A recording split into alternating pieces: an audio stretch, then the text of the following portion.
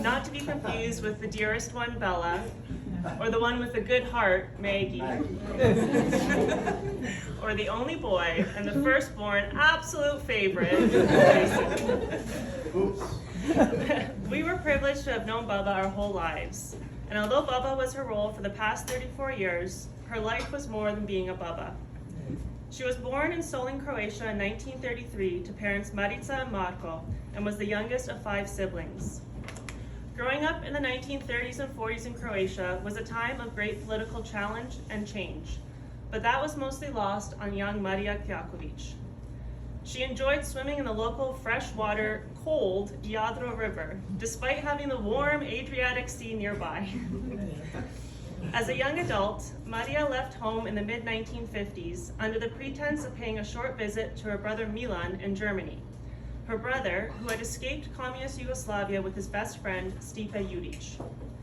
While Marija was in Germany and Stipe in Canada, they corresponded, and he pitched marriage and a life in Canada. That's the best way we could put it. He sprung for a first-class plane ticket to fly his betrothed to Canada, where they were married on December 26, 1959 in Port Arthur, which is now known as Thunder Bay. Marija Juric became Marija Juric. After marrying, they settled in Port Arthur. He was a lumberjack and she was a homemaker. They soon started a family, and in 1960 they welcomed their firstborn son, Darko. He was a huge cutie, and Marija would have to fight off women offering to buy or adopt him. This is true. Their family continued to grow when they welcomed their second son, the 13-pound behemoth baby.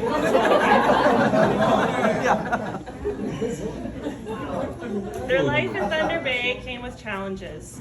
Being immigrants to a new country where they didn't speak the language, navigating the changing labor market, and all the while building a home and raising a family.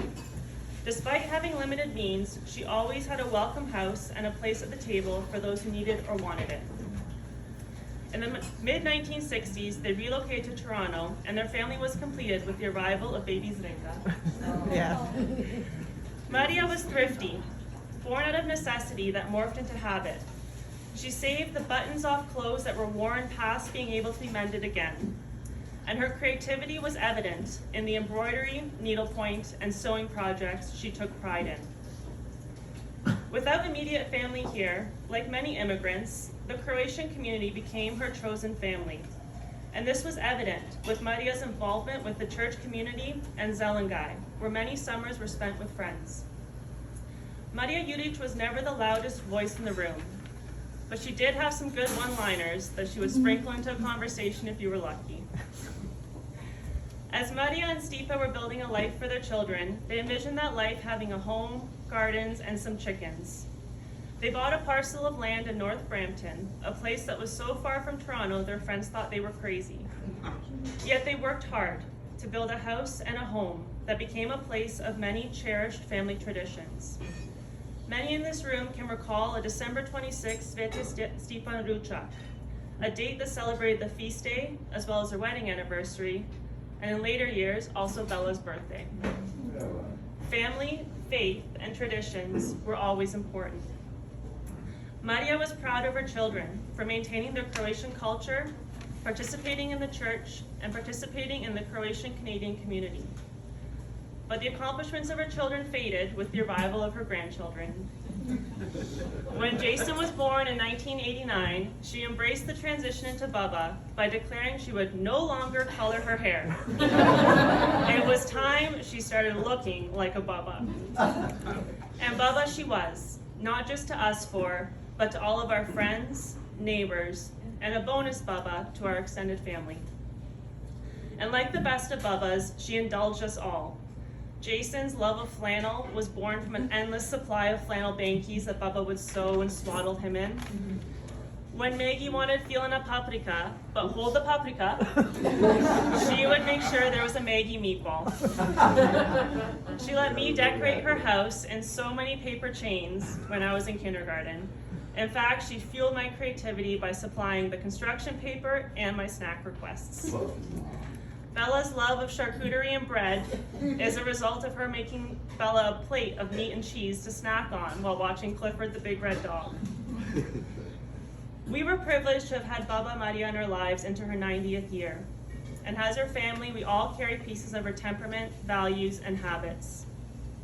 We see Baba Marija in ourselves when we cook a good meal to feed our families, when we say a little prayer before starting a drive, when we pick up a needle and a thread to sew a button back on, when we take care of a collection of houseplants, when we catch up with a friend over the phone, when we help and care for others even when it's not easy.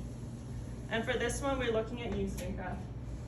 Mostly with my heart because I can't leave the page right now. After years of Baba instilling the duty of helping when you can, you became the embodiment of this value when you were the biggest advocate for Baba's health and well-being. Although not an easy task for the past couple of years, we acknowledge you and we love you for it. We all have so many memories of Baba, how she enjoyed ice cream, took her coffee black with 1 sugar, she was generous with her gifts, and so many more. Memories that we will all cherish. But we will see Baba in the everyday ways we live because she was such a quiet and consistent role model our whole lives. One that deserves so much credit for everything decent we became. She will be greatly missed by all of us. So once again, on behalf of our family, I'd like to thank everyone here for your support and love. It means a lot to us.